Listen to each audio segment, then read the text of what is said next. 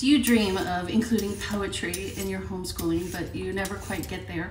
Okay, so my kids really didn't like poetry, like at all. And I did, and I wanted to make it a part of the beautiful feast that I spread before them, but they weren't having anything of it. So, and I also wanted it to be consistent, and I wanted it to be fun.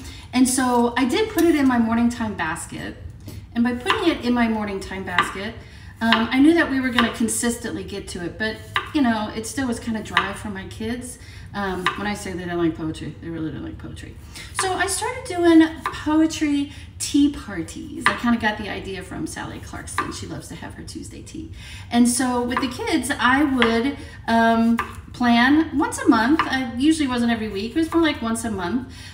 We would have a tea party. Now, I love going to teas. I love hosting tea parties. So this was super fun to me. So I put a little spin on our tea party, and it was our poetry tea party. And actually, all honesty, my goal in life when I retire is for my daughter and I to open up a tea shop that's a bookstore. But anyway, I digress. So we would have a tea party, a poetry tea party, about once a month. Now, our poetry tea parties were not fancy at all, okay? I mean, I have a son, so he wasn't really into fancy tea parties, and besides, the sandwiches are too small. But anyway, I digress again. So we would have a poetry tea party about once a month, and you can turn anything into a tea party, all right? So I would just make their favorite sandwiches and cut them into triangles or squares, okay? And then I would get their favorite beverages, and I would put them in fancy little teacups. So sometimes it was hot chocolate, sometimes it was tea or it was iced tea. Sometimes it was orange juice, or did I say chocolate milk or hot chocolate? And I would just put them in fancy little teacups. And I would light a candle, and then if I was really feeling formal that day, I would do it on our fancy china, but that didn't happen all the time because a lot of times we had our poetry tea party outside underneath the tree.